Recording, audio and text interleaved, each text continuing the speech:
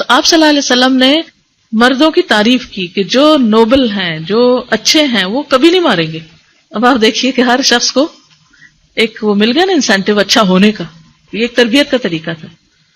تو انہوں نے اپنے ہاتھ ویسے ہی روک لیے ہوں گے کہ مردانگی کی شان کے خلاف ہے کہ بات پہ بیوی کو مارا جائے، اور یہی ایک طریقہ ہو کسی کی اصلاح کا. تو وہ رک گئے، روکنے کا طریقہ تھا. معاویہ کہتے ہیں بازی کہ میں نے نبی صلی اللہ علیہ وسلم سے عرض کیا، یا رسول اللہ صلی اللہ علیہ وسلم، ہم اپنی عورتوں کے کس حصے میں آئیں اور کس حصے کو چھوڑیں؟ یعنی شوہر بیوی کے تعلق کی بات ہو رہی. یہ بھی ایک بہت آج کے دور کا، ہر دور کا مسئلہ ہے، لیکن آج کے دور میں اور بھی گمبھیر ہوتا چلا جا رہا ہے بہت سی چیزوں سے ایکسپوز ہونے کی وجہ سے. تو کیا جائز حد ہے اور کیا نہیں ہے؟ فزیکل ریلیشن شپ کے لیے کس حصے کو استعمال کیا جا سکتا ہے، کس کو نہیں، یہ سوال تھا. تو اس پر آپ صلی اللہ علیہ وسلم نے فرمایا، تمہاری بیوی تمہارا کھیت ہے، تم اپنے کھیت میں جہاں سے چاہو آؤ.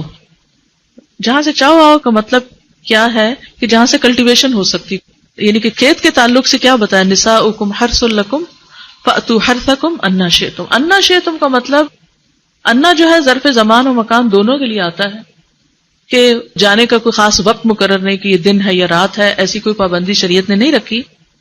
اور اسی طرح جب کھیت کہہ کے بیوی کو بتایا گیا تو اس میں اس کی، یعنی کہ اس کی قدر و قیمت اور اس کی حفاظت اور اس کی سرسبزی اور خوشحالی اور وہ ساری چیزیں اپنی جگہ ہیں.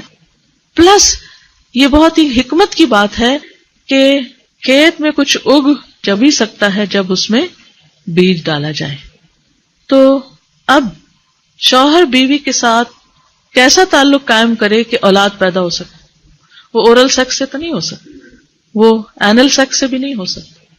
obviously understood ہے کہ انا کا مطلب یہاں کیا ہے، ٹھیک ہے نا. یعنی یہ وہ باتیں کہ جن کو بہت لفظوں کو کھول کھول کے نہیں بولا جا سکتا، لیکن it's understood.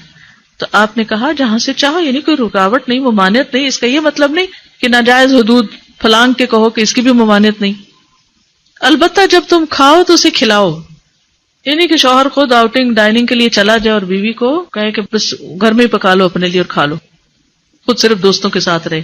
This is not right. بیوی کو بھی لے کے جائے، اور ساس بھی بہو کو جانے دے. جب تم کھاؤ تو اسے بھی کھلاؤ، جب پہنو تو اسے بھی پہناؤ. کا مطلب یہ ہے کہ عید آئی ہے، اپنے لیے سوٹ لے رہے ہو تو بیوی کو بھی کچھ لے کے دو.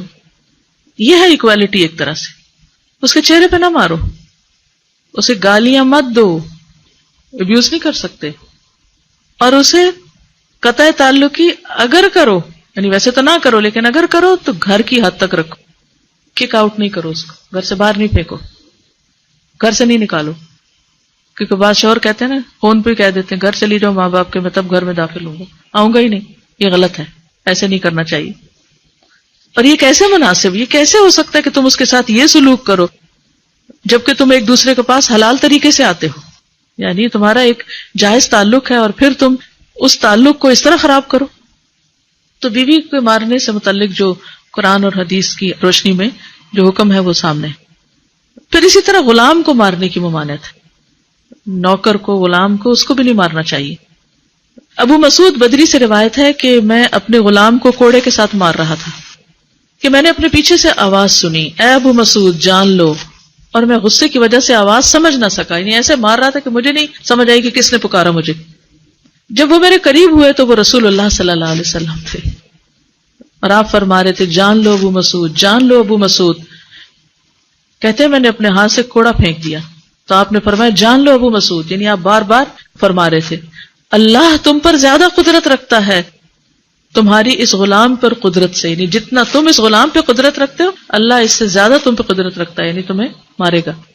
کہتے ہیں کہ میں نے عرض کیا اللہ کے رسول صلی اللہ علیہ وسلم میں اس کے بعد کبھی غلام کو نہیں ماروں گا. اور بعض روایت میں آتا ہے کہ انہوں نے آزاد کر دیا.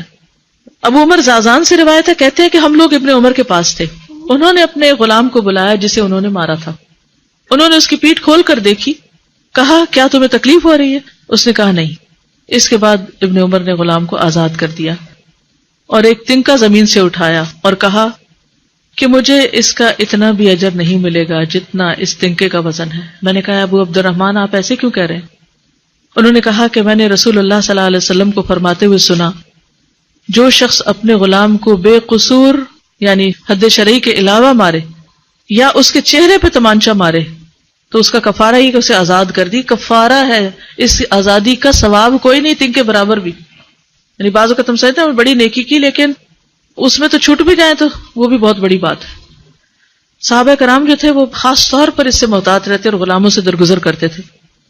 ابو لیلہ کہتے ہیں کہ سلمان رضی اللہ عنہ نکلے، وہ اپنی سواری کو چارہ کھلاتے تھے تو وہ ہودے سے گرتا رہتا. ہودہ کیا کہتے ہیں؟ وہ چیز محمل باسکٹ کہہ لیں جس میں اس کا چارہ رکھ کے دیا جاتا. اس پر انہوں نے اپنے خادم سے کہا اگر مجھے قصاص کا خوف نہ ہوتا تو میں تمہاری پٹائی کرتا کہ تم نے ایسی چیز کیوں جانور کے آگے رکھی. تو مطلب یہ کہ اگر میں تمہیں ماروں گا تو مجھے بھی مار پڑے گی، اس لیے میں تمہیں مار نہیں رہا، ورنہ جو حرکت تم نے کی ہے اس میں تمہیں مار پڑنی چاہیے. نماز پڑھنے والے غلام کو نہ مارنا. ابو امامہ سے روایت ہے کہ رسول اللہ صلی اللہ علیہ وسلم خیبر سے واپس آئے تو آپ کے پاس 2 غلام تھے. حضرت علی رضی اللہ عنہ نے کہا اے اللہ کے رسول صلی اللہ علیہ وسلم ہمیں بھی ایک غلام دے دیں. آپ نے فرمایا جو چاہتے ہو لے لو. انہوں نے کہا آپ میرے لیے پسند کریں. اس سے انداز ہوتا ہے نا کہ ریلیشن شپ داماد اور سسر کا کیسا تھا. آپ صلی اللہ علیہ وسلم نے فرمایا یہ لے لو، اس کو مارنا نہیں، کیونکہ میں نے خیبر سے واپس آتے ہوئے اسے نماز پڑھتے دیکھا ہے اور مجھے نمازیوں کو مارنے سے منع کیا گیا ہے. آپ صلی اللہ علیہ وسلم نے دوسرا غلام ابو ذر کو دے دیا اور اس کے ساتھ خیر و بھلائی اور حسن سلوک کرنے کا حکم دیا. پھر ایک دن پوچھا ابو ذر میں نے جو تمہیں غلام دیا تھا اس کا کیا حال ہے؟ انہوں نے کہا آپ نے مجھے اس کے ساتھ خیر و بھلائی کرنے کا حکم دیا تھا تو میں نے اسے آزاد کر دیا کہ میں وہ خیر و بھلائی کر نہیں سکوں گا تو بہتر ہے کہ میں نہ ہی رکھوں. یعنی ایسی سچویشن سے بھی اوائڈ کرنا چاہیے کہ جس میں انسان کے گناہوں میں پڑنے کا